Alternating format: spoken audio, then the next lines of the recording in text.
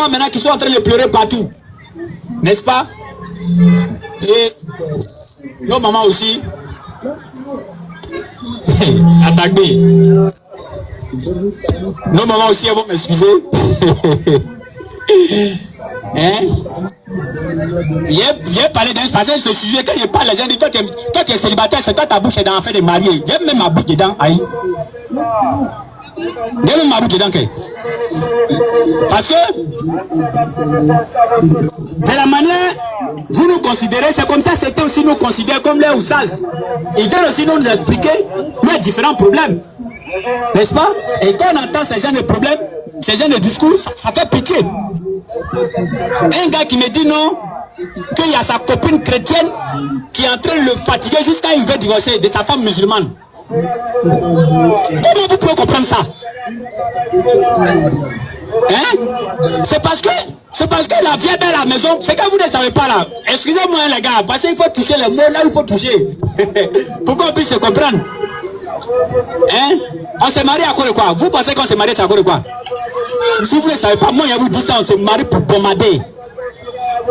Alors si toi tu prives ton mari du bombardement, il va bombarder ailleurs. Hein? On s'est marié pour bombarder, dans le mariage il n'y a pas de bombardement, c'est zéro. Ou bien? Parce que si c'est pour aller si c'est pour s'occuper de toi, ton papa s'occupe de toi. Si c'est pour te nourrir, tes parents te nourrissent. Si c'est pour t'habiller, le gars il va bombarder un autre en désordre parce que tu es sa propriété privée. Et le gars il va bombarder, tu discutes. On va dire ça, ils vont dire que non, ils sont en train de nous priver de nos droits. C'est quel droit? Ils sont en train de priver de quel droit? Bombardement encore, il y a droit là-bas. C'est quel droit? Droit pénal ou bien droit public? Ou bien droit privé? Tu parles de quel droit? Droit de la femme. Hein? Allah dit dans le Coran, Surah 33-34, les musulmans et les musulmanes, les croyants et les croyantes, les pieux et les pieuses, Allah dit j'ai préparé pour vous le paradis. Donc en matière de religion, Allah n'a pas fait de favoritisme, tout le même pied d'égalité. Les ceux qui pensent que la connaissance de l'islam est réservée seulement aux garçons, c'est faux ça. La connaissance n'est pas réservée seulement aux garçons. La connaissance est réservée à tout musulman. C'est pourquoi les compagnons du prophète Mohammed sallallahu alayhi wa sallam, le prophète les enseignait. Et ils venaient enseigner les femmes enseignaient les enfants. Et les enfants sont devenus des pionniers de l'islam. Hein? Alors, donc, ces frères-là qui viennent se plaindre de nous, de leurs femmes.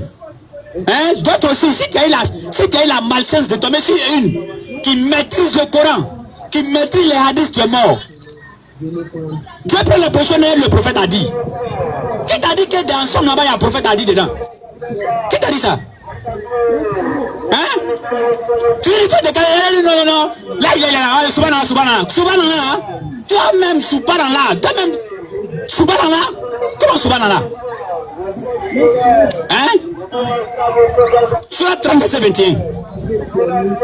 Surah 30, verset 21. Quand on veut parler net, tu n'es pas marié, tu mets ta bouche dedans. Viens même ma bouche dedans. Ou bien vous pensez que les trucs que le prophète a dit là, nous aussi on ne lit pas. On lit. Et en même temps, c'est un jeu de gens aussi pour celles qui pensent que je vais la marier là. C'est un jeu de gens pour elle aussi.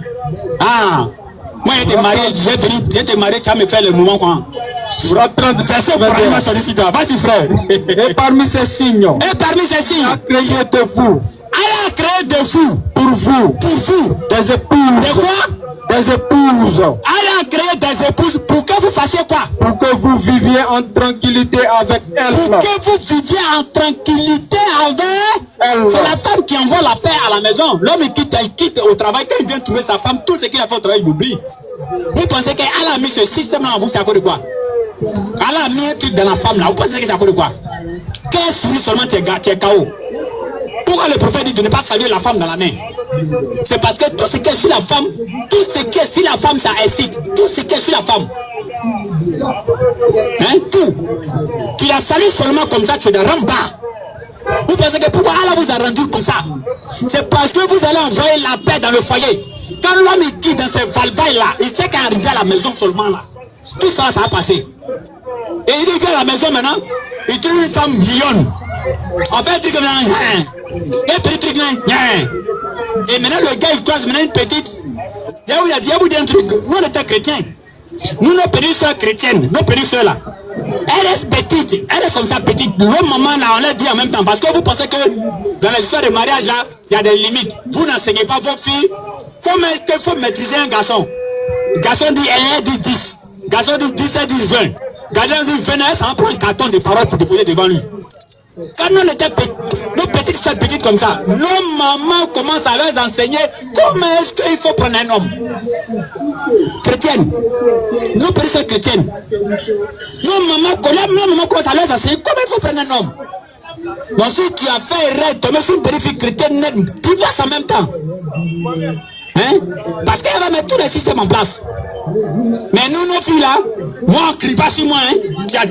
Tu cries sur moi net là, moi je quitte en bas de toi. Et maintenant, c'est elles qui sont belles. Elles sont jolies comme ça, elles n'ont pas de mari. À cause de leur cœur. Et quand on va dire ça, on va dire non, les hommes aussi sont dedans. Les hommes qui sont dedans, il faut que ton pour homme, tu vas parler d'eux aussi. Hein? Le mariage, c'est le commandement. Le chicotement, notre dans des ordres, à terre dans les chambres. Tu fais quoi même? Donc ma chérie, je sais que tu m'entends. Ben, il y a eu au moins 2 ou 3 ou 16 qui m'ont approché sur ce truc là. Je ne voulais pas en parler, mais c'est énervant à arriver à un moment. Allez-y demander à votre oustaz. Le prophète il a dit, en matière de mariage, il n'y a pas de honte. N'importe quelle question il faut poser. Demande à ton mari. Et si vous ne savez pas, le maître écran il dit le maître écran il dit la femme a 2 habillements, 3 habillements. Ah, il y a habit de salon, il y a habit de cuisine, et puis il y a habit de chambre. Ah, habit de chambre là, habit de salon là. Ça c'est un grand voile, tout le monde, c'est pourquoi le Coran, Allah même a dit ça dans le Coran. Qu'elle ramène sur le grand voile. Alors parce que n'importe quel bandit peut rentrer, il ne peut pas venir trouver tous les marchandises aussi chères comme ça dehors. Donc elle met maintenant un grand voile sur elle. Quand quelqu'un vient, il salue, elle les serre, ça s'arrête là. Maintenant dans la cuisine, elle connaît son habit qu'elle prend pour aller cuisiner. Mais arrivé dans la chambre, si tu as porté jean, lance des maudits en même temps. Qui t'a dit qu'on porte jean dans la chambre? Jean que tu as payé, on t'a dit que c'est dans la chambre que tu emportes ça. Hein? Certaines même, elles mettent pantalon, elles mettent kéoua sur pantalon là, et puis elles mettent truc encore, on appelle comme une ceinture dans la chambre. Qui t'a dit ça?